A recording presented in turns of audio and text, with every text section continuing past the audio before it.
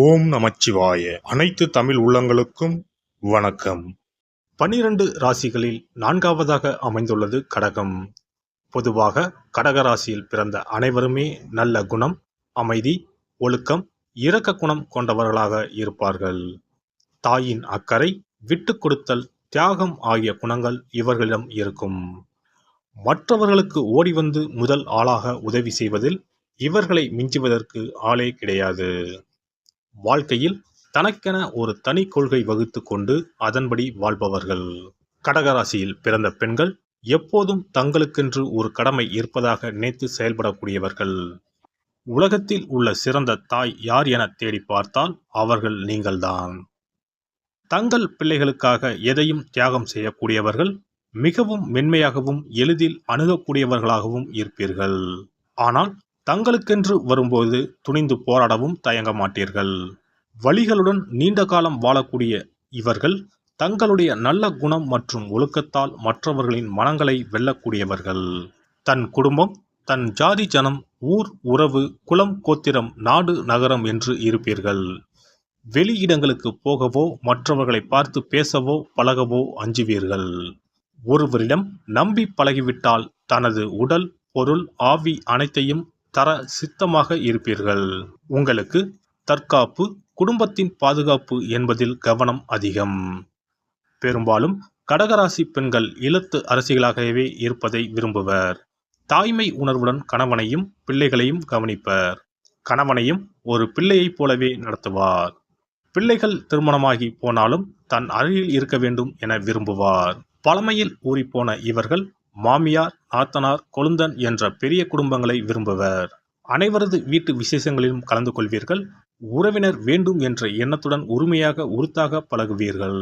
இவர் மட்டும் வீட்டில் இருக்க மற்ற பெண்கள் வெளி வேலைக்கு போனாலும் இவர் அவர்களை சந்தோஷமாக அனுப்பிவிட்டு வீட்டில் இருந்து தனது வேலைகளை மகிழ்ச்சியுடன் பார்ப்பார். இவரிடம் போட்டி பொறாமை இருக்காது. தாய்மை பண்புக்கு தீய எண்ணம் கிடையாது அல்லவா? இவர் குடும்பத்தின் குத்துவிளக்கு, சிறந்த ஆலோசகர், வழிகாட்டி, பெண்களின் முன்மாதிரி, மற்றவர்களின் துன்பங்களை துடைப்பவர். வீடுதான் இவருக்கு சொர்க்கம், பாதுகாப்பு கோட்டை. அதில் இவர் ஒரு முடிசூடா மகாராணி. கடகராசி பெண்கள் நிறைய வீட்டு வேலைகள், வீடு அல்லது குடும்பம் சார்ந்த வேறு பல வேலைகளை பிரியத்துடன் செய்வார். அதே சமயம் வாயு வேகம், மனோ வேகத்தில் இவர்கள் கற்பனை செய்வர். அழகழகாக கோலம் போடுவார். தோட்டத்தை அழகாக பராமரிப்பார். அனைத்து விழாக்களையும், விரதங்களையும், பூஜைகளையும் கர்ம சிரத்தையாக செய்து முடிப்பார். பெரியவர்களை மதிக்கும் இவர்கள் மூத்தோர் சொன்ன சாஸ்திர சாங்கியங்களை சரியாக செய்வார். சாமி பாட்டு, ஸ்லோகம் போன்றவற்றை மனதுக்குள் சொல்லிக்கொண்டே வேலைகளை செய்வார்.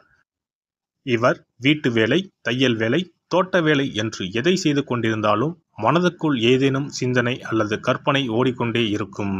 கவலைகளை பிறரிடம் சொல்லாமல் தனக்குள்ளே புதைத்து கொள்வார். யாராவது இவருக்கு நல்ல பேச்சு துணை கிடைத்தால் அவர்தான் இவரது ஆப்த நண்பர். பொதுவாக கடகராசி பெண்ணுக்கு துரோகம், பொய், பித்தலாட்டம், களவு வராது. இவர் தெளிந்த நீரோடை. எனவே எல்லோரிடமும் நேர்மையாக பழகுவார். தனக்கு தெரிந்தவர்களிடமும் அதே நேர்மையை எதிர்பார்ப்பார். யாராவது இவருக்கு தெரியும்படி தவறு செய்தால் உடனே பெற்றோரிடமோ கணவரிடமோ சொல்லி கொடுத்து விடுவார். அடுத்தவர் தவறு செய்வதை பார்க்க இவருக்கு சகிக்காது. உடனே அவரை திருத்தி நல்வழிப்படுத்த வேண்டும் என்று நினைப்பாரை தவிர அவரது குற்றத்தை பறைசாற்ற மாட்டார், தூற்ற மாட்டார், புறம் பேச மாட்டார்.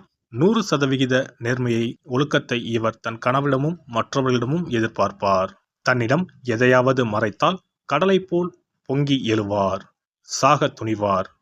உலகமே இருண்டு விட்டதைப் போல கலங்கி அழுவார். கடகராசி பெண் சமையலில் கெட்டிக்காரர். எத்தனை பேர் வீட்டுக்கு விருந்தினர் வந்தாலும் நன்கு சுவையாக சமைத்து அழகாக பரிமாறி விடுவார். பசி என்ற குரல் கேட்டால் கலங்கிவிடும் தாயுள்ளம் படைத்தவர். சாப்பாடு போட்டு எல்லோரிடமும் நீங்க நல்லா இருக்கணும் தாயி, உங்க பிள்ளை குட்டி எல்லாம் நல்லா இருக்கணும் என்ற வாழ்த்தை பெற்று விடுவார்.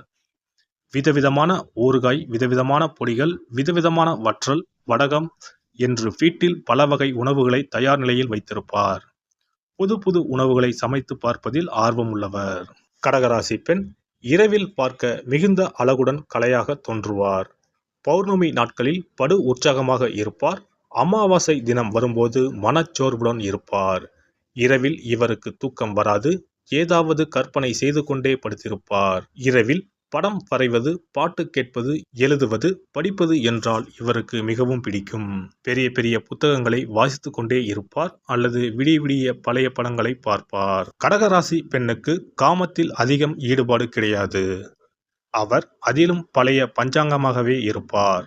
ஆனால் காதல் ராணி, காதலிப்பதையும் காதலிக்கப்படுவதையும் மிகவும் விரும்புவார். ஒருவனுக்கு ஒருத்தி என்பதில் தீவிர நம்பிக்கை கொண்டவர். பெரும்பாலும் கடகராசி பெண்கள் பெற்றோர் பார்க்கும் கணவரையே திருமணம் செய்வர் அல்லது தங்கள் குடும்பத்துக்குள் அத்தை மகன், மாமன் மகனையே காதலிப்பர். ஜாதி மதம் பார்க்காமல் காதலிப்பவர்கள் இவர்கள் இல்லை. ஜாதகத்தில் சனி, ராகு, கேது சேர்க்கை, சந்திரன் அல்லது லக்னத்திற்கு 7ஆம் இடத்தில் இருந்தால் கலப்பு திருமணம் நடக்கும். அதற்கு பிறகு ஏதேனும் ஒரு மதம் அல்லது ஜாதிக்குள் நிற்பார். கடகராசி பெண்கள் பெரும்பாலும் சம்பளத்துக்கு வேலைக்கு போக மாட்டார். அவர் வேலைக்கு போனாலும் அது அவரது மனதுக்கு திருப்தியாக அமைய வேண்டும். பணியிடமும் அவருக்கு ஒரு வீடு போலதான். அங்கும் உயிரை கொடுத்து வேலை செய்வார். சம்பளம் இவருக்கு ஒரு பொருட்டே அல்ல. அலுவலகம் அல்லது பணியிடம் இவருக்கு முக்கியம். இவர் கற்பனைத்திறம் உள்ளவர் என்பதால் கதை, கவிதை எழுதி சிறப்படையலாம். தோட்டம் அமைத்தல், செடி வளர்த்தல், கனி மரம் வளர்த்தல் போன்ற துறைகளில் ஈடுபடலாம். அழகு சார்ந்த தொழில்களை செய்யலாம். வெளியே அலுவலகத்துக்கு போகாமல் ஆன்லைனில் செய்யக்கூடிய தொழில்கள் எதையும் செய்யலாம். அதுவும் அவர் வீட்டு வேலைகளை முடித்துவிட்டு ஓய்வாக இருக்கும் நேரம் மட்டும்தான் செய்வார். மக்களுக்கு நன்மை செய்ய நினைக்கும் அரசியல்வாதி கூட ஆகலாம். கடகராசி பெண்ணுக்கு சிக்கனமும் சேமிப்பும் 2 கண்கள் ஆகும். வீட்டில் சிறுவாடு சேர்த்தல் என்பது இப்பெண்களின் பிறவி பழக்கம் ஆகும். ஒரு பைசா கூட வீணாக்காமல், கடையில் தேவையில்லாமல் எந்த பொருளையும் வாங்காமல் சிக்கனமாக இருப்பார். பிள்ளைகளுக்கும் பெரியவர்களுக்கும் வீட்டில் பண்டங்களை செய்து கொடுப்பார். அனாவசியமாக செலவு செய்ய மாட்டார். கோயில்களுக்கு குடும்பத்துடன் அதிகம் போக விரும்புவார். ஆடம்பர செலவை அறவே வெறுப்பார். திடீரென ஏதேனும் மருத்துவ செலவு வந்துவிட்டால் என்ன செய்வது என்று அஞ்சுவார். கையில், பையில், பெட்டியில், வங்கியில் என்று பல இடங்களில் பணத்தை சேமித்து வைப்பார். ஒன்று கிடைக்கவிட்டாலும் இன்னொன்று அவசரத்திற்கு கிடைக்கும் அல்லவா என கருதுவார். அவசர தேவைக்கு இவரது உறவினர்களோ நண்பர்களோ கேட்டால் கொடுத்து உதவுவார்கள். மொத்தத்தில் இவர் ஒரு சிக்கன திலகம். எல்லாம் வல்ல இறையருளால் நீங்களும் உங்கள் அன்பு குடும்பமும் உடல் நலம், நீளாயுள், நிறை செல்வம், உயர் புகழ், மெய்ஞானம் ஓங்கி வாழ்க வளமுடன். இந்த வீடியோ பதிவு உங்களுக்கு பிடித்திருந்தால் லைக் பண்ணுங்க, கமெண்ட் பண்ணுங்க, ஷேர் பண்ணுங்க. மறக்காம சப்ஸ்கிரைப் பண்ணுங்க. பக்கத்துல இருக்கிற பெல் பட்டனை கிளிக் பண்ணுங்க. நன்றி, வணக்கம். ஓம் நமச்சிவாய. சிவாய நம.